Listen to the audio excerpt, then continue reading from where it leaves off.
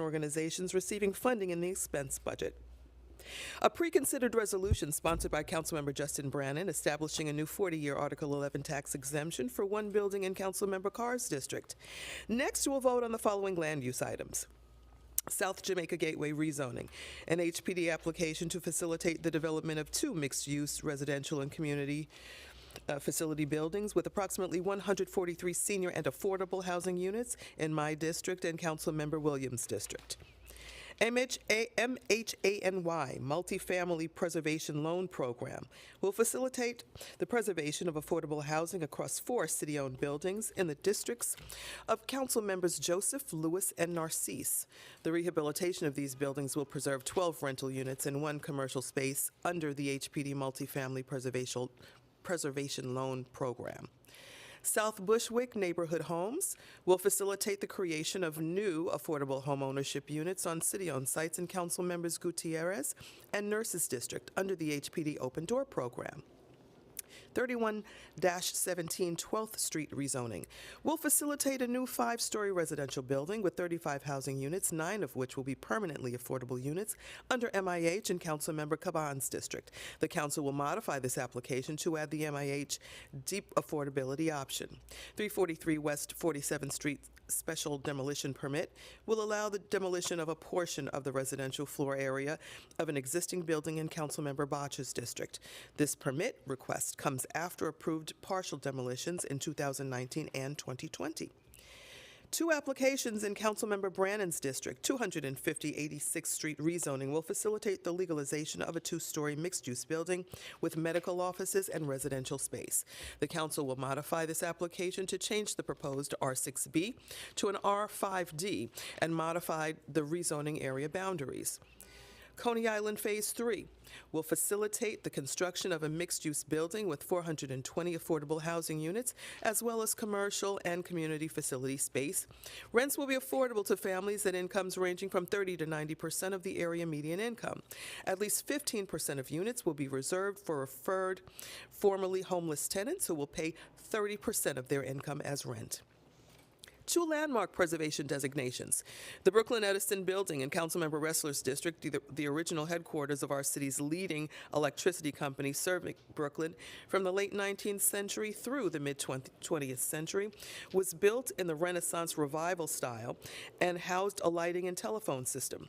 The building was home to a variety of businesses since the Brooklyn Edison Company merged with Con Edison in 1943. Today, it is used as an office building with commercial space. And the One Wall Street banking room interior in Councilmember Marte's district was completed in 1931 and is decorated in the Art Deco style, designed by architects Ralph Walker and Perry Coke Smith and muralist Hildreth Mier. The banking room features intricate mosaics and a 30-foot high ceiling. The interior banking room will soon be converted for rental use for a department store. Today, we will also vote on the following pieces of legislation. Introduction 956C, sponsored by Councilmember Carlina Rivera, would update the technical requirements for artwork on sidewalk sheds and construction fences. I invite Councilmember Rivera to the podium to discuss her legislation. Thank you. Hey, everyone. Good afternoon. I am very, very pleased to be here. We all know New York City is a beacon of arts and culture, and I'm proud to serve as the body's chair of the Committee on Cultural Affairs and Libraries. And today we're going to be voting on Introduction 956, which will enhance the City Canvas program. This program allows artists to really showcase their artistic expressions on sidewalks, on sheds, on scaffolding, on fences of the city. It was initiated as a pilot program for several years and was recently launched citywide as New York City's City Canvas program. And thanks to former council member and now DCLA Commissioner Lori Cumbo for her leadership on this issue. So working with DCLA, we are proposing to amend the law to allow artists to paint directly on surfaces. And how is that different from what exists? The original iteration of the program required that the art be printed and secured to the surface. That made things more expensive and less reliable than painting. And we all know it's always a challenging time to be a professional in New York City. We want to ensure that artists have what they need, the resources to be able to showcase their art in whatever way necessary, especially through partnerships with the city. I think that's incredibly important that we support them. So this change is expected to increase participation in the program and make it more affordable. We know why sidewalk sheds are important. We know why scaffolding is important. It's to keep people safe as buildings are maintained, but they can have impacts on local economies and quality of life. Many of you, maybe you're walking down the street. Are you less likely to enter a business or a restaurant because it is covered in a sidewalk shed, maybe one that's been there a long time and that is dilapidated? Likely. In fact, a recent report commissioned by New York City and conducted in cooperation with MasterCard showed that card holders spend between $3,900 and $9,500 less each month at businesses located in buildings with sidewalk sheds. And restaurants and bars are the most impacted, reporting a 3.5% to 9.7% decrease in weekly transactions in the 6 months following shed construction. So it clearly has these sorts of effects that are adverse, and we want our businesses to feel supported. I'm very proud to work with DCLA Commissioner Cumbo and, of course, the leadership of the Speaker and my colleagues to protect small businesses and enhance the beauty of our streetscape through this program, and look forward to seeing more vibrant and inspired protective structures in communities across the city. So we don't want those eyesores to exist in any way possible, and I guess to quote Andrew, not so shabby sheds. I'll give credit where it's due. Thanks, everyone. Thank you, Madam Speaker. Thank you so much. Next, we will vote on 3 bills sponsored by Councilmember Julie Wan, Chair of Committee on Contracts, to increase efficiency and transparency in the city's contracting and procurement processes. Introduction 801A would require city agencies to provide contractors with a written explanation when denying approval of a subcontractor upon the contractor's request. Introduction 802A would require the city's chief procurement officer to establish guidelines for a standard insurance policy for all food procurement vendors. Introduction 803A would provide vendors with a formal mechanism to challenge procurement decisions, requiring the Procurement Policy Board, or PPB, to establish rules for such challenges. I invite Councilmember Wan to talk about her legislation. Thank you so much. You are so welcome. Thank you so much, Speaker Adams.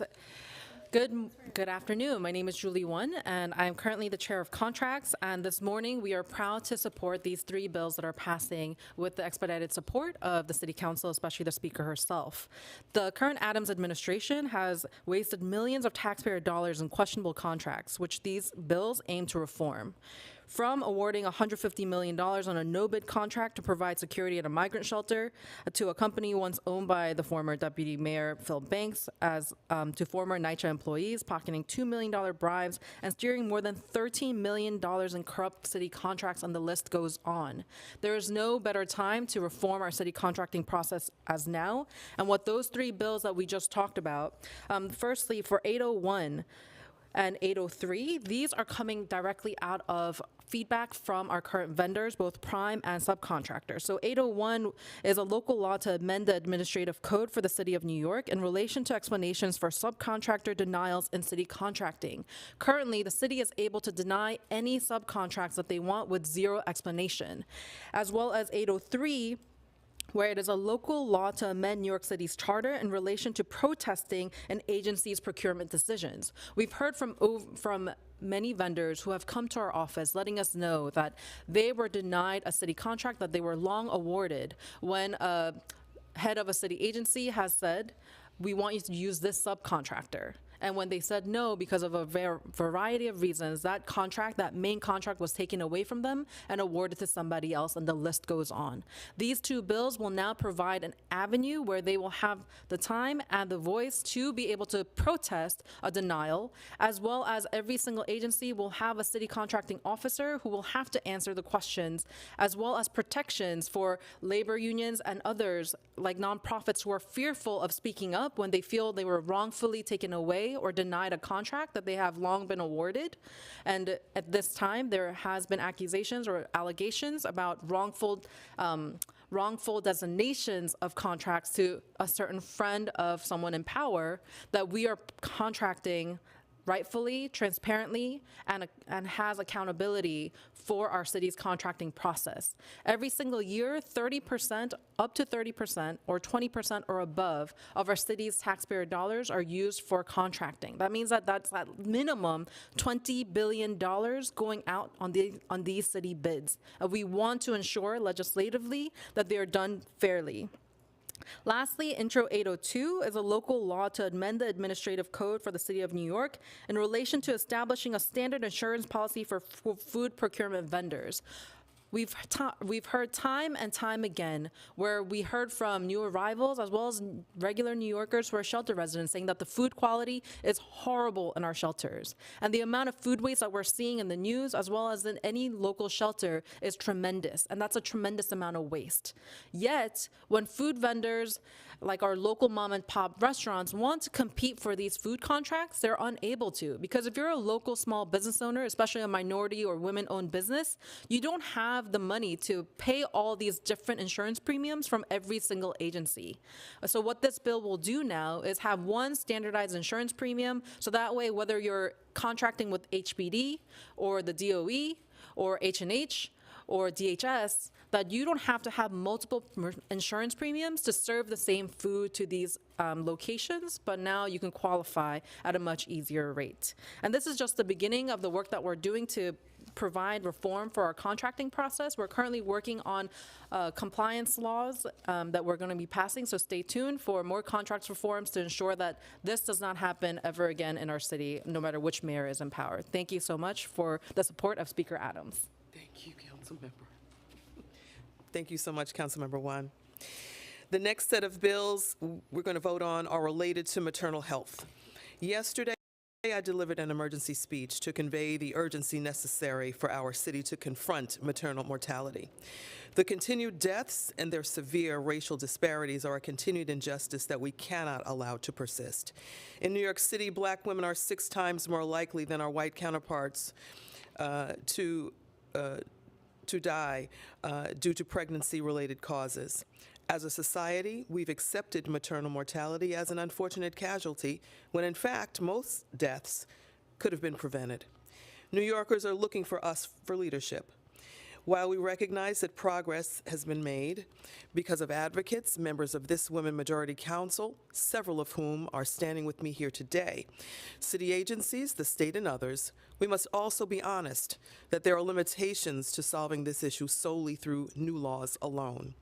As a society and a city, we must reject acceptance of maternal mortality and some of the issues that perpetuate it.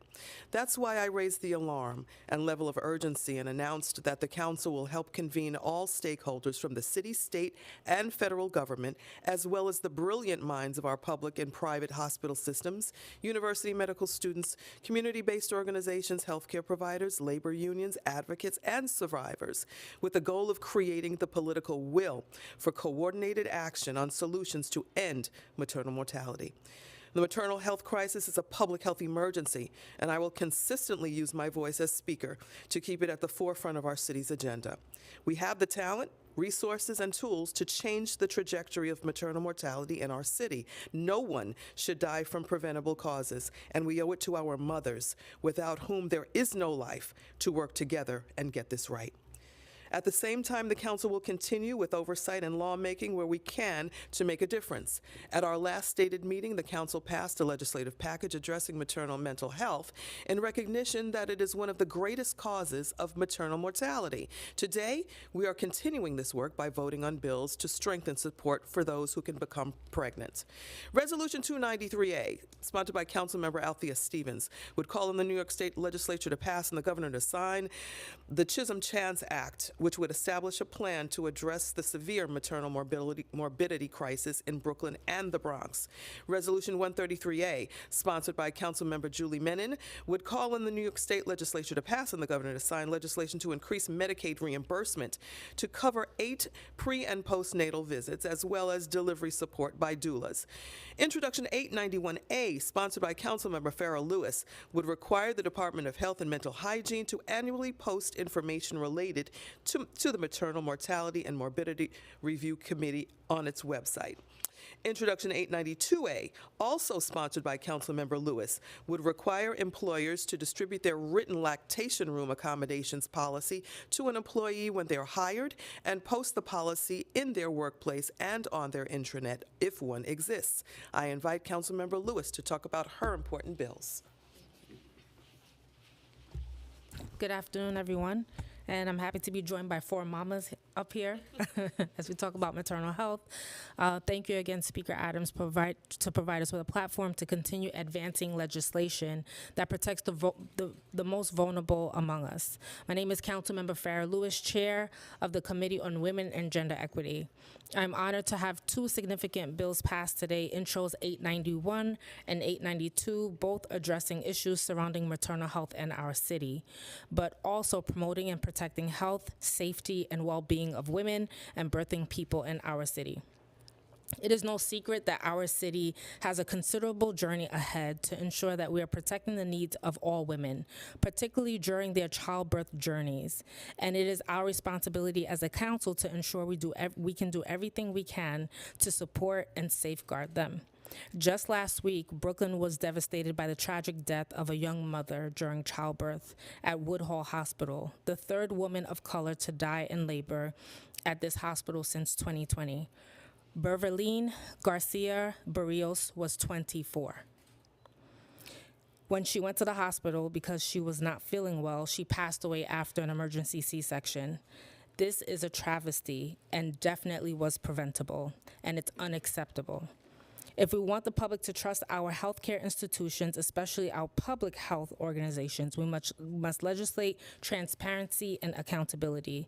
This is why today we will pass Intros 891, which mandates the Department of Health and Mental Hygiene to publish an annual report detailing the membership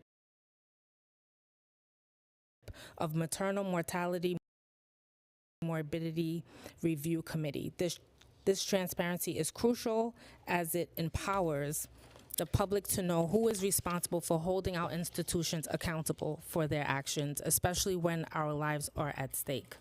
And the second bill, Intro 892, builds on the ongoing work toward workplace equity, focusing on lactation accommodations for new mothers. This bill mandates that employers provide written policies on lactation room accommodations at the time of hiring and ensures that these policies are readily accessible. Both bills take action towards accountability, and we will improve maternal health outcomes, and these are specifically designed to reduce the impact of racial disparities in our institutions. This will improve the experience of care of marginalized women here in our city. I express my gratitude to Speaker Adams for her unwavering commitment to equity, Sahar Mazami, our analyst who contributed to these pieces of legislation to make them a reality. Today, we are taking essential steps towards justice and equity for mothers in our city. Thank you so much. Thank you, Councilmember Lewis. And Introduction 912B, sponsored by Councilmember Jennifer Gutierrez, would require DOH-MH to develop and distribute parenting resource materials to parents and guardians of newborn children. I invite Councilmember Gutierrez up to the podium to discuss her legislation. Thank you, Speaker. Good afternoon, everyone. Buenas tardes. Today we continue this council's dedication to reducing maternal mortality, a drumbeat that has become ever more urgent.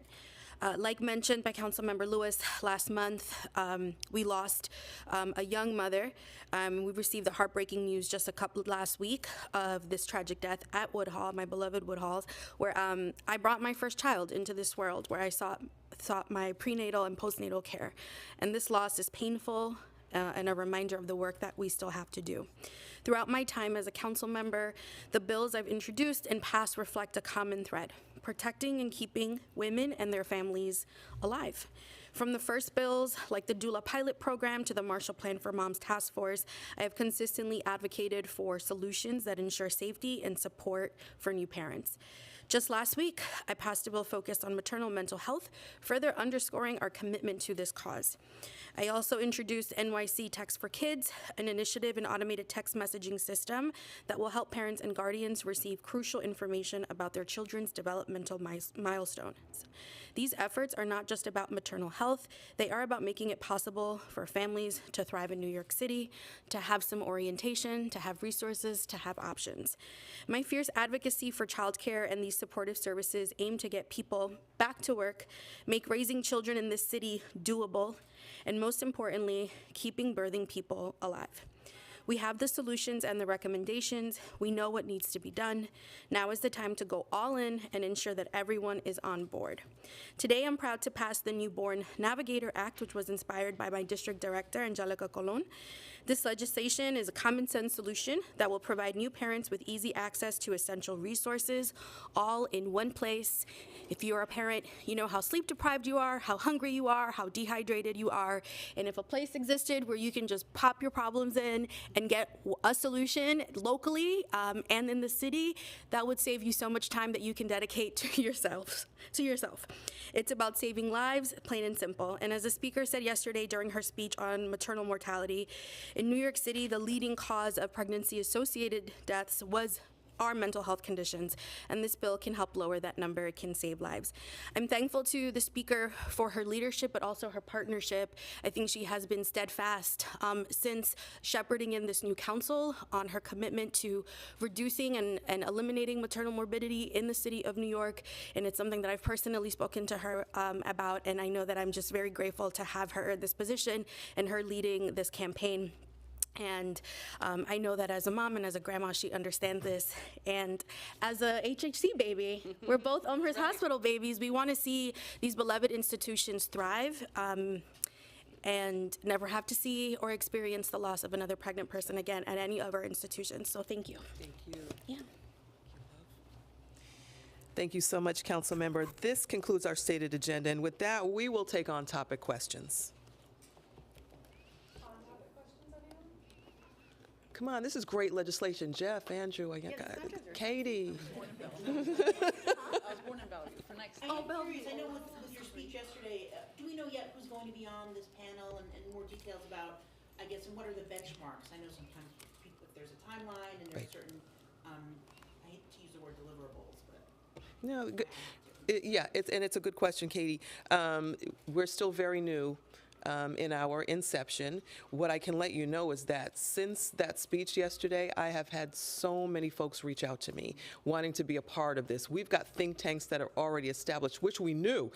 We actually spoke about it yesterday, but to hear the enthusiasm and the voices that just want to be louder and be a part of this, to finally put forth solutions that are workable, that everybody can agree on together, and not just have all of these solutions, these ideas, these think tanks, just in a bubble, not doing anything, just stagnant with a lot of information, not having any place to go. So you're going to see us start to take shape very, very quickly, but I don't have the specifics yet. Once we do, we're going to start laying them out. I just want to, is it a mix of OBGYNs, other doctors, public health officials? I don't know how you envision the makeup of. Oh, yeah. We kind of laid that out a little bit yesterday. Everyone from our health experts to advocates, folks that have been in the arena. Primarily, we want health experts and people that have done reports on this, people that have actually spoken to families that have been in situations. So we're going to draw those brilliant minds together to work with us. Thank you. On the subcontracting legislation, it was discussed. Phil Banks was mentioned. What was the inspiration for this legislation, and was it brought up in response to investigators? Initially, it was actually brought up by Local 1010, a labor union, because they have had, and for example, we had we've had contracts with, for example, I think it was Gartner that was brought up in the press, where they were originally contracted to build the wall for the United States by Donald Trump, and then they had won a contract here, and people had issues and questioned the ethics of it. And right now, anyone can deny a subcontract, yet there is no way to protest the subcontract. And people feel very at risk where they don't want to come out publicly and say, hey, this happened to me because I wouldn't take this subcontractor that this commissioner requested that I take. So there's a lot of corruption that we're currently seeing in real time, as well as ethics, questionable ethics and who we're contracting with as a city on taxpayer dollars. And what the 803 would do for subcontracts as well as procurement decisions is now a labor union like Local 1010 can say, hey, this vendor or this contractor has been very problematic in the ways that they treat workers. But the workers themselves no longer have to put themselves at risk.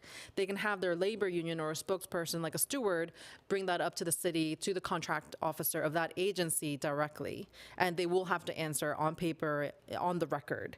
And for subcontract denials, we heard also at a hearing firsthand, nonprofits who run shelters for migrants will have a list of their subcontractors that they've been working with DHS for the last 20 years. And we've heard from them that they were denied their subcontractors for no reason that they know of, and there was no response on why. And now they're scrambling to find subcontractors that can do deliveries, for example, for food at the lowest amount of price, that's also halal, culturally sensitive, et cetera, yet they aren't really given a reason on why someone who met those criteria and the dollar amount was denied. Yet there seems to be some sort of recommendation saying, I know this subcontractor and you should subcontract with them. And we have submitted a report to DOI to further investigate, as well as Oath, on allegations that certain commissioners were requiring them or recommending them to work with certain subcontractors, and when they decided not to, their prime contract was taken away and awarded to somebody else. So that's what we're trying to prevent in the future. Off topic. Any other on I mean, it's all on topic in reality. Madam Speaker, 2 weeks ago here, you said you were urging the mayor to show that he could demonstrate the focus to the job, and I think your exact words, seriously and honestly consider whether full attention can be given to New Yorkers who need all of his attention. Since you made that statement, the Chancellor has resigned, Sheena Wright has resigned, Phil Banks has resigned. I'm going to forget the other list of names of people who have stepped down. Is that what you were looking to see? Do you feel like this has strengthened his position, that he can continue to do the job? And if not, have you taken any further actions or done any further study towards what powers you may have with the City Council to do something about it? Thank you, Andrew, for the question. And thank you for quoting me. Things I can honestly say and thankfully say that we really have not seen on the council side any negative imbalance because of what's going on with the administration, thankfully. We remain steadfast in our work for the people of the city of New York.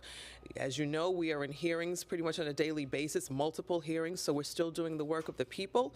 We are continuing to work with our agency heads, our commissioners, our deputy mayors, who are so committed to the work that they're doing as well. So those communications, those relationships continue regardless of the resignations that have happened over the past week or so. We are continued in our bonds, and we are committed to maintaining those bonds with the administration and the work that we do together. Speaker, yesterday the mayor announced that they're closing the HERC on Randall's Island by February. I know the council was never really a fan of these tent shelters. How do you feel about that announcement? And also, would you like to see the other HERCs closed quickly? In addition to that, Jessica Tisch's name is being floated around as perhaps the next police commissioner. What do you think of that appointment? Thank you very much, Ethan, for the question. Thank you for the questions. I can't speculate on any appointments, as far as commissioners. Those mayoral appointments, they are maintained with the mayor, so we'll see what happens with that. I happen to think, and I'm pretty sure I can speak to my colleagues, I believe Commissioner Tisch has done an outstanding job as our sanitation head of that agency. She has been flawless and totally committed to us, to our constituents. As far as the closures of the HERCs, I am happy to see those HERCs slowly but surely diminish in number. I realize that there was a census, and still is a census issue.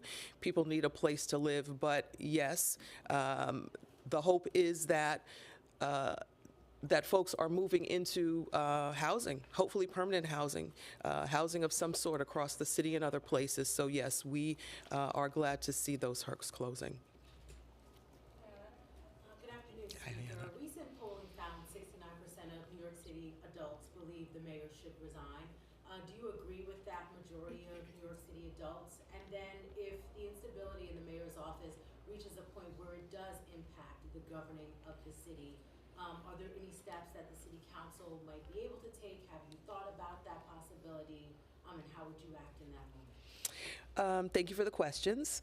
As far as the mayor's resignation, we still maintain his right to due process, and we're going to stand right there. As far as any instability in the future, that's a bit of a hypothetical that we really don't want to cross into the hypothetical space. But what I will say is that there are steps that are available in the charter. There are steps also that are available right now and reside with the governor. So we see the relationship between the governor and the mayor working. We see that she is coming out to tell us all in the media, for the most part, what her plans are and what she's done relative to the mayoral administration. So for now, we are going to continue to look for her guidance and her work with the mayor to keep stability on the other side of City Hall. And as I said, we are going to keep on maintaining our position to do what we do as the council and maintain our connections and our work together. Have you had any conversations with the governor about the recent instability? I have not. Thank you. Who are you speaking with when you're thinking about the future of the city and the mayor? Are you, if not the governor, are you talking to Congress members? Are you only talking to your own members? Who are you discussing this with? Thanks for the question, and thanks for being so nosy. I do speak to my colleagues in government quite often, candidly. We have always maintained a great relationship, from Congress members to Assembly members, senators, and of course my colleagues here in the council. So we are speaking regularly, and always have, even before, these unfortunate circumstances have, befallen us. So that's going to continue. We'll also listen to, our citizens of New York. We're listening to them as well. So we're having conversations. The question was asked whether or not I had spoken to the governor. I believe I had it in context, correct me if I'm wrong. Recently, over the recent developments, I have spoken to the governor initially. We did have a conversation, but not since these moves have happened. Two questions. So at least 10 unfilled top positions at City Hall right now.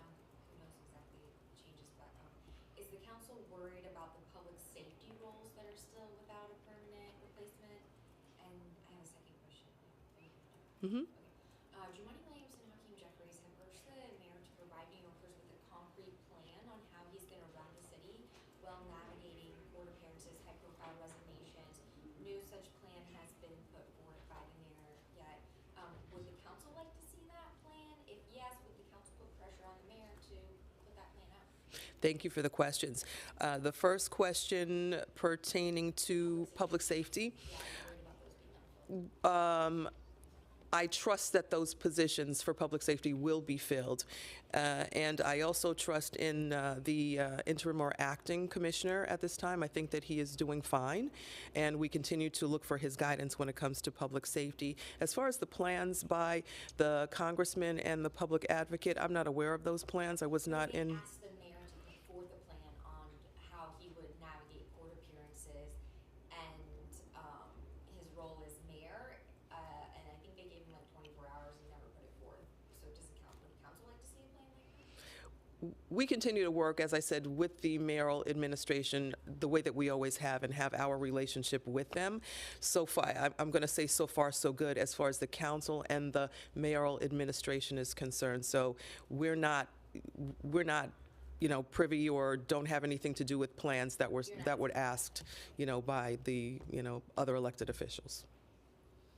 I have two questions also. One is for Councilmember Rivera, actually. You put out a bill today that would require the Department of Transportation to create 35 e-bike battery stations around the city, and I'm curious, what was the reasoning behind putting that out, and how does it work in conjunction with the other initiatives, like the Department of Sustainable Delivery, the announcement earlier in the summer that private businesses can put charging stations on sidewalks? Like, how does it play into all of that?